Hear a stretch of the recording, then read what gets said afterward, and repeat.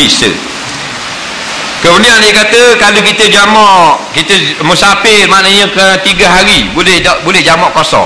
Kita ulang balik. Ini pendapat jumhur ulama, bukan pendapat Imam Syafi'i saja, pendapat yang ramai di kalangan ulama, iaitulah gini. Kalau kita nak musafir, nak pergi ke Kuala Lumpur, iaitulah 3 hari nak duduk di Kuala Lumpur. Hari kita pergi, hari balik tak masuk. Faham? Kita nak duduk 3 hari tu tak masuk hari pergi dan hari balik. Maka hukumnya kita dikira musafir lagi walaupun safar di Kuala Lumpur. Sebab kita singgah saja.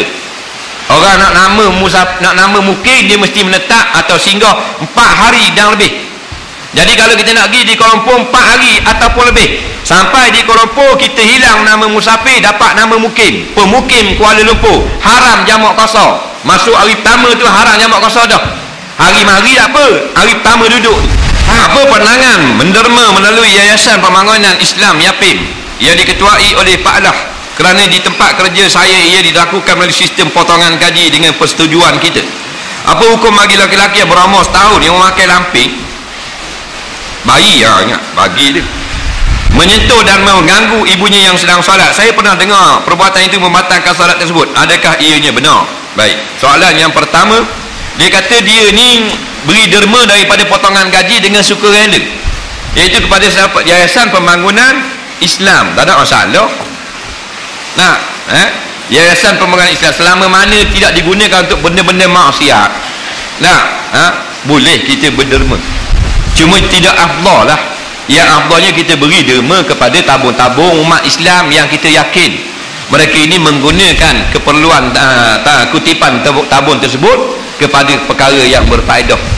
Nah, berilah pada tabung-tabung perjuangan dan sebagainya. Tapi kalau tanya dari segi fiqahnya, tak haram kita rela potong gaji. Walaupun Pak Allah Badawi jadi maknanya pengurusi, tak ada masalah, kerana tabung itu untuk pembangunan umat Islam.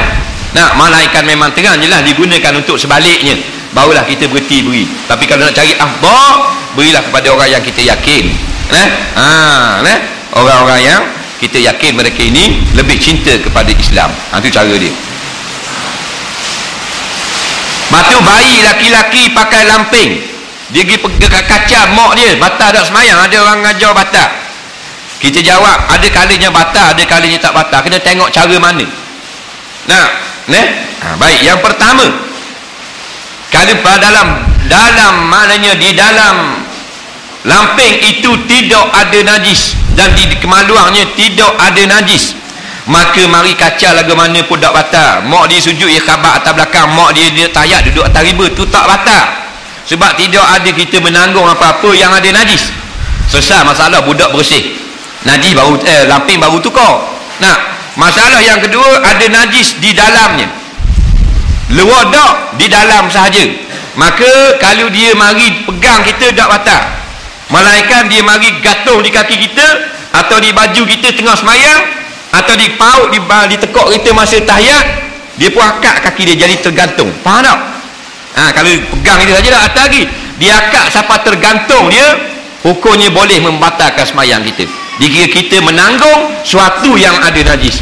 Tapi kalau tepuh kita saja tak batal, pegang saja tak batal, dia kena kita tanggung dia. Faham tak? Jadi kalau kita lucut dengan segera, letak bawah, dimaafkan lagi. Nampak?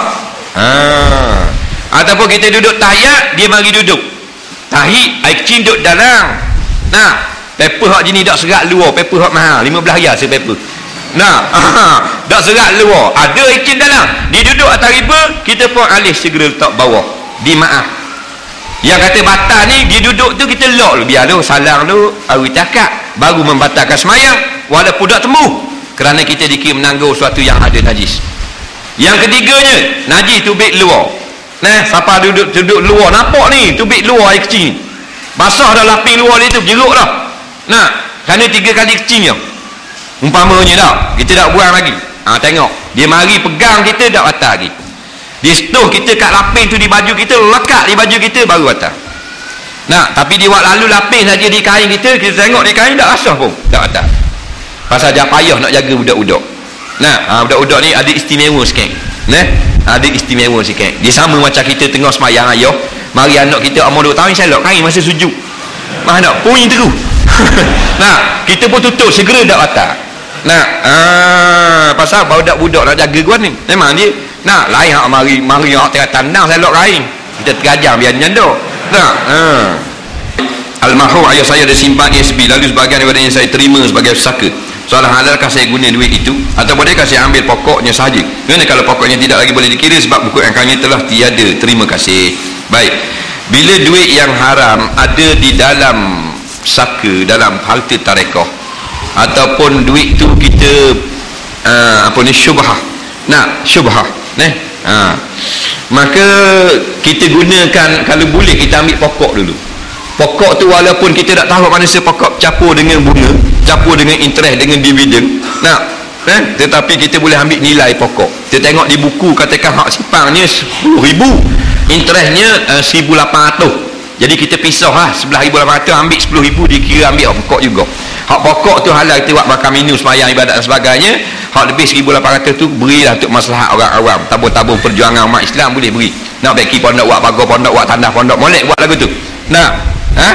Tapi kalau tak tahu buku tu hilang dah, cuma dia tahu ada duit SB ayah dia bagian ni boleh 1,000, mungkin ada dalam tu interest, mungkin ada dalam ni itu interest. Jadi caranya di segi fiqhnya kita boleh makan minum juga.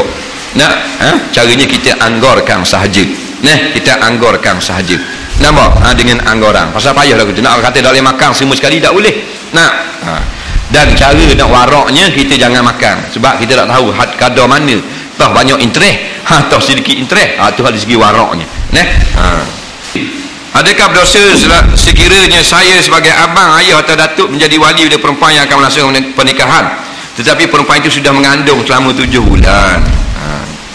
Sekiranya tidak boleh, adakah boleh diwakil-walikan kepada wali hakim? Yang ketiga, bagaimana dengan imam yang mengangkat akan nikah perempuan itu? Imam tu bukan iman. Adakah turut sama dosa dikira bersebahak dengan dosa zina? Sekiranya tidak boleh, apakah yang patut saya lakukan? Andaikan pertinggahan tidak boleh langsungkan dengan keadaan perempuan itu mengandung. Adakah pernikahan taklah dilakukan sekali lagi sekiranya perempuan itu selesai bersalin? Mohon penjelasan. Baik, cerita sekali dalam bab perempuan mengandung ni. Dengar model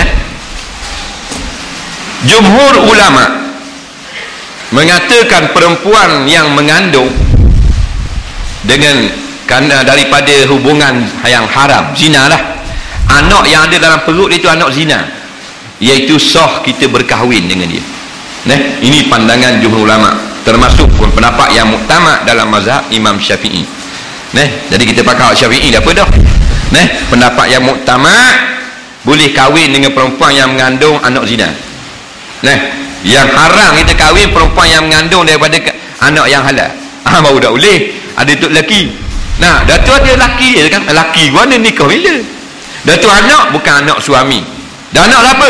Anak mak dia. Anak tuang punya kandungan. Mak tu dah hak mengandung tu. Suami tidak ditirah oleh syarak ni. Untuk ayah dia ni. Jadi bukan suami orang. Jangan boleh ni edah orang. Ni bukan edah. Tak ada edah. Zina ada edah tak? Tak ada edah. Nampak? Boleh nikah dengan perempuan mengandung. Wali macam biasa wali, tak ada masalah wali. Bukan kata wali tak boleh, boleh. Kena pakai wali. Mesti ada wali. La nikah illa biwaliyin. Tak jadi nikah melainkan dengan wali. Sekalipun wali hakim, tapi kena ada wali. Wali macam biasa wali. Nikah tu sama ada dia nikah dengan lelaki-lelaki yang berzina dengan dia, sah juga, ataupun hak bukan orang baik, orang yang tak ada kena-mena, sah juga. Tak ada masalah, sah nikah. Dan orang kata makruh, memang makruh pun. Makruh lah, tidak disukai oleh syarak kita kahwin dengan perempuan yang ada anak zina dalam perut dia. Tak apa comel lah. Tu hukum nikah. Tapi pernikahan tu sah. Kemudian bila kita nikah dengan dia, kena beranak dulu ke baru boleh jima'? Tak syarat. Makruh dalam mazhab Syafi'i jima' sebelum melahirkan anak. Ingat ada kalau nak nikah dengan perempuan mengandung anak zina. Mana tahu. Bukan nak mesti kita boleh kabur orang. Hukum ni bila kita tahu, kita kongsi orang lain. Jangan kedekut kabur orang itu lah. Tapi dah ingat jangan jawab. Mana rasa dah ingat lagi. Ke boleh itu tak kabur tu. Jangan rasa sobek kan. Baharamah lagi. Biar cerak boleh. Sunat tunggu dia melahirkan anak itu, lepas pada habis daripada nifas baru jima. Dan kalau dalam mengandung anak dina tu boleh jima dah? Boleh. Dosa tak dosa? Makruh.